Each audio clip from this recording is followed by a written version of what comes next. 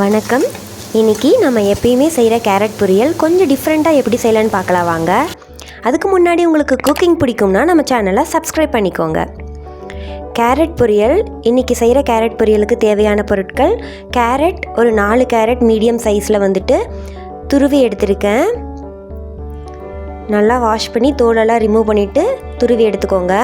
பெரிய வெங்காயம் பெரிய சைஸில் 1, கருவேப்பிலை கொஞ்சமாக, அது கூடவே பச்சை மிளகாய் ஒரு பாதி பச்சை மிளகாய் விதையெல்லாம் எடுத்துகிட்டு வச்சுருக்கேன். சீரகம் 1 டீஸ்பூன், தேங்காய் துருவல் 3/4 கப், கடுகு கடலைப்பருப்பு. இப்போ பொரியல் செய்ய ஸ்டார்ட் பண்ணிடலாம். ஒரு பேனில் ஆயில் விட்டுக்கோங்க. நீங்கள் என்ன ஆயில்னாலும் ஓகே தான். யூஸ்வலாக ரெகுலராக ஒரே ஆயில் யூஸ் பண்ணாமல் டிஃப்ரெண்ட்டாக யூஸ் பண்ணுறது ரொம்ப நல்லது. ஆயில் சூடானது அதில் கடுகு கடலைப்பருப்பு போட்டுக்கோங்க.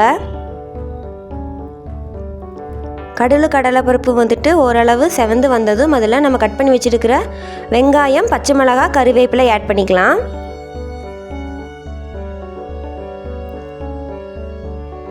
ஆட் பண்ணிவிட்டு யூஸ்வலான பொரியலுக்கு மாதிரியே நம்ம வதக்கி விட்டுருங்க.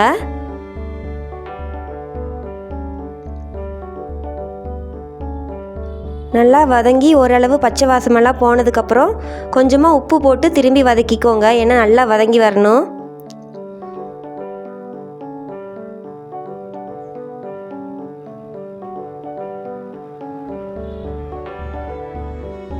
இந்தளவு வதங்கி வரட்டும். இந்தளவு வதங்கி வந்ததும் நம்ம துருவி வச்சுருக்கிற கேரட் எடுத்துக்கலாம். இன்றைக்கி நான் 4 கேரட் எடுத்திருக்கேன். நல்லா ஒரே மாதிரி பார்க்குறக்கே அழகாக துருவி வச்சுக்கிட்டிங்கன்னா குழந்தைகளுக்கு ரொம்ப பிடிக்கும் கேரட். ஸோ அந்த கேரட்டை ஆட் பண்ணிவிட்டு நல்லா மிக்ஸ் பண்ணி விட்டுருங்க. ஓரளவு எண்ணெயில் ஃப்ரை ஆகி வரணும் கேரட். அதுக்கப்புறம் நம்ம தண்ணி ஊற்றிக்கலாம். கேரட் நல்லா ஆயில்லையே ஃப்ரை ஆகி வரணும்.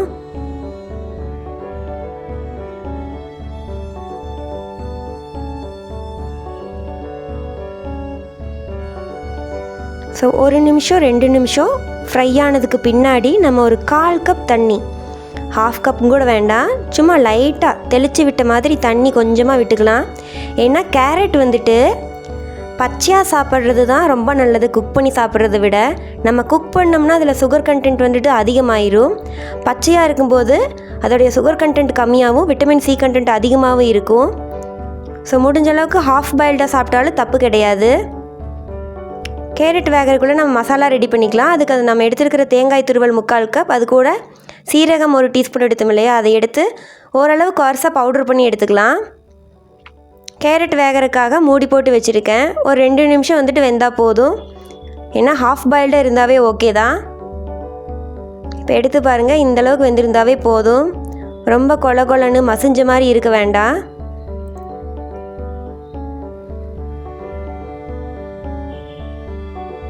யூஸ்வலாக தேங்காய் துருவல் நம்மளை அப்படியே ஆட் பண்ணுவோம். இன்றைக்கி அரைச்சிட்டு அது கூட சீரகமும் ஆட் பண்ணி அரைச்சிருக்கோம்.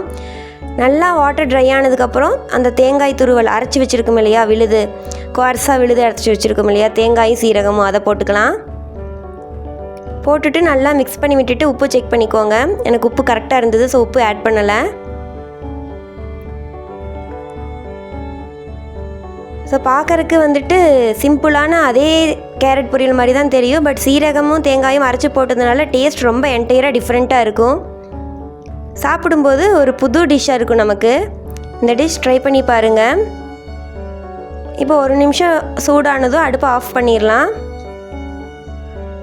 இது நம்ம சாம்பார் கூட, ரசம் கூட, தயிர் கூடையில் வச்சு சாப்பிட்றதுக்கு ரொம்பவே நல்லாயிருக்கும். கேரட் பொரியல் இந்த மாதிரி ஒரு டைம் ட்ரை பண்ணி பாருங்கள். இந்த வீடியோ உங்களுக்கு பிடிச்சிருந்ததுன்னா கண்டிப்பாக நம்ம சேனலை சப்ஸ்கிரைப் பண்ணிக்கோங்க. Thank you so much.